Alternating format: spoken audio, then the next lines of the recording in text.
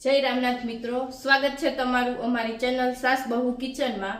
અને આજની આપણી રેસીપી છે દૂધીના મુઠિયા। દૂધીના મુઠિયા છે પણ થોડાક અલગ રીતે છે। અને તમે બધા અત્યાર સુધી જે દૂધીના મુઠિયા હોય એને સ્ટીમ કરીને વઘારીને કર્યા છે, પણ હું આજે અલગ રીતે તળીને કરવાની હોઉં। તો ચાલો આપણે જોઈ કેવી રીતના બનાવવાના। આ છે તેલ લીધું છે જે આપણે તળવા માટે જોશે। આ છે દૂધી, આ છે મેથી, બાજરાનો લોટ અને ઘઉંનો જે જાડો લોટ આવે કરકરો લોટ ઈ, પછી છે હળદર, આ છે લીલા ધાણા, લીલું લસણ છે, આદુ ને મરચાની પેસ્ટ, આ છે જે ભજીયાનો ખારો આવે સોડા ઈ, ખાંડ, લીંબુ, મીઠું અને ગરમ મસાલો। તો ચાલો હવે આપણે બનાવવાનું શરૂ કરીએ। તો આપણે જે આ દૂધી લીધી હતી એને આખી નથી લેવાની, આપણે એક પીસ કરી લેશું। આ રીતનો આટલો ભાગ લેશું, એને હવે આપણે છાલ કાઢી લેશું અને પછી એને છીણી લેશું।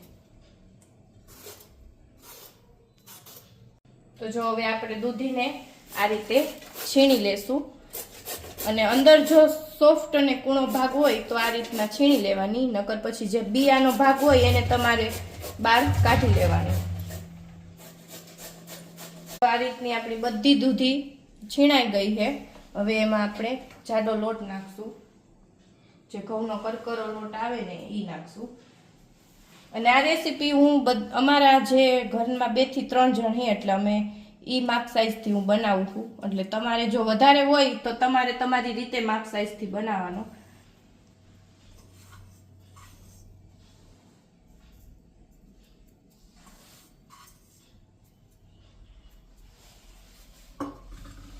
એમાં આપણે આ બાજરાનો લોટ નાખશું, અડધી વાટકી જેટલો, મેથી નાખશું,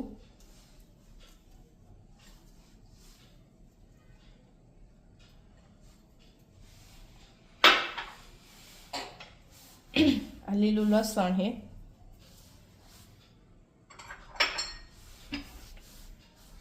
નાખશું આપણે ધાણા,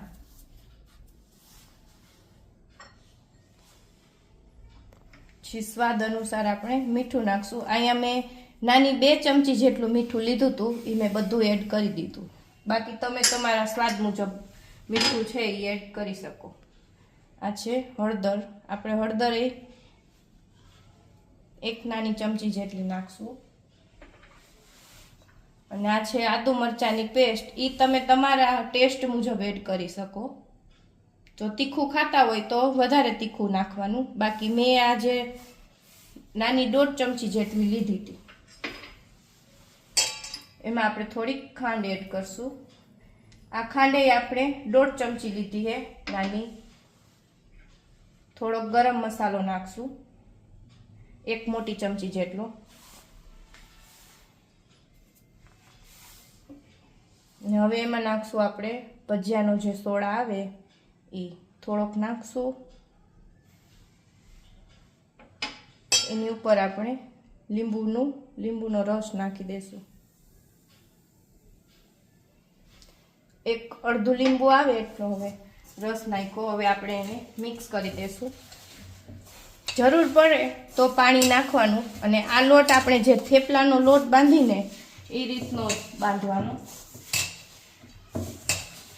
જો જરૂર પડશે તો આપણે એમાં પાણી એડ કરશું।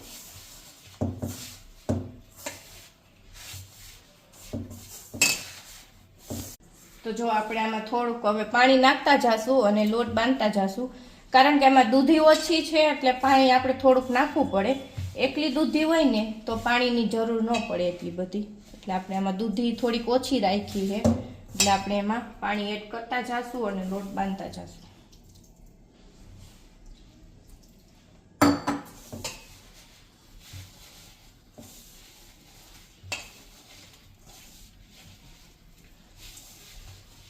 તો જો આપણો લોટ બંધાઈ ગયો છે, આ રીતનો લોટ બાંધવાનો, હાવ ઢીલો નહીં કરી નાખવાનું અને પાણી એક આયરે નહીં નાખી દેવાનું, આપણે આવી રીતના છાટકથી કરવાનું। વધારે પડી જાય તો લોટે ઢીલો થઈ જાય અને દૂધી હોય એટલે દૂધીનું પાણી નીકળે, એટલે બહુ ઢીલો નહીં બહુ કઠણ નહીં, આ રીતનો. ને એવું લાગે તો જો આ રીતે આપણે ટ્રાય કરી લેવાનું કે આપણા મુઠિયા વરે છે. જો એકદમ સરસ આપણા મુઠિયા એકવારમાં જ બની ગયા, એટલે આપણે આ રીતના ચેક કરી લેવાનું. તો જો આપણો લોટ સરસ થઈ ગયો છે, મેં જેમ બતાવ્યું એમ આપણા સરસ લોટમાંથી મુઠિયા બનવા માંડ્યા. તો હવે આપણે નાના નાના સરસ એવી રીતના આપણે મુઠિયા બનાવી લેશું. તો જો આ રીતના આટલો લોટ લેવાનો ને આ રીતના આપણે મુઠિયા બનાવી લેશું. બહુ મોટા નહીં કરવાના, બહુ જાડાઈ નહીં, બહુ પતલાઈ નહીં, આપણે મીડિયમ સાઈઝના.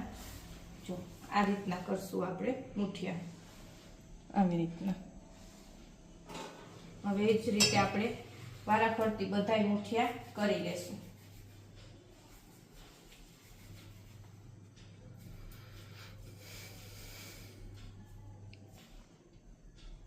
તો જો હવે અહીંયા આપણા અડધા મુઠિયા બની ગયા છે થોડાક, એટલે હવે એ જે મુઠિયા આપણે કરીને ત્યાં સુધી આપણે આ બાજુ ધીમા ગેસે તેલ થવા મૂકી દઈ, એટલે આપણું તેલ ગરમ થાય ત્યાં આપણા મુઠિયા પણ બની જાય. તો આપણા બધા મુઠિયા આ રીતના બનીને તૈયાર થઈ ગયા છે. અને હવે જોઈએ આપણે કે તેલ ગરમ થયું છે કે નહીં. તો જો આપણે એમાં આ રીતનું એક નાની એવી કણી નાખીને ચેક કરશું. જો ઉપર આવી ગઈ એટલે હવે આપણે એમાં ધીમે ધીમે આ બધા જે મુઠિયા બનાવ્યા છે એને ડાયરેક્ટ તળી નાખશું. બહુ તેલ નહીં આવવા દેવાનું, ધીમા તેલે નાખી અને થોડાક જાડા હોય એટલે આપણે એને ધીમા ગેસે તળવા દેવાના હોય. એટલે આ રીતનું તેલ આવે એટલે એમાં એડ કરી દેવાના. પછી ગેસની ફ્લેમ મીડિયમ પર નાખવાની, સ્લોય નહીં અને હાવ ફાસાઈ નહીં, એ રીતની કરી અને થોડીક વાર આપણે રહેવા દેશું. તો જો હવે આપણે એને આ રીતના ફેરવી નાખશું. જો આવા સરસ ક્રિસ્પી થઈ ગયા એક બાજુ. હવે આપણે આને ઉલટાવી નાખશું. શરૂઆતમાં આપણે એકારે બધા વધારે નહીં નાખી દેવાના, પહેલાં આપણે આ રીતના થોડાક નાખી અને તળી લેવાના.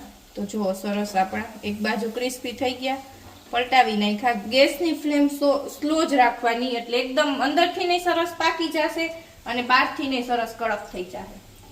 તો જો આપણા સરસ મજાના મુઠિયા તળાઈ ગયા છે, બહુ બ્રાઉન નહીં અને આ રીતના જો થઈ ગયા સરસ. હવે આપણે એને પ્લેટમાં કાઢી લેશું.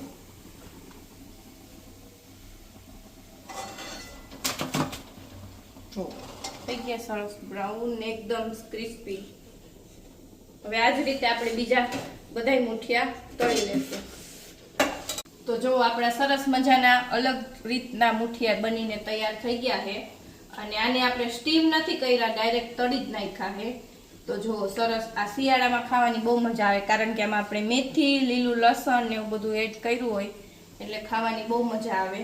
તો જો આપણા મુઠિયા બનીને તૈયાર થઈ ગયા. તો જો આ જ રીતની તમારે કાંઈ અલગ રેસીપી નવી નવી કાંઈ ટ્રાય કરવી હોય, શીખવી હોય તો તમે નીચે કોમેન્ટ કરતા રહેજો અમારા વિડીયોમાં. અને અમારી ચેનલ છે સાસ બહુ કિચન, એને સબસ્ક્રાઇબ કરી લેજો ન કરી હોય એને. અને કાંઈ તમારે નવી રેસીપી જોતી હોય તો તમે એમાં નીચે કમેન્ટ કરજો, અમે જરૂર બનાવશું.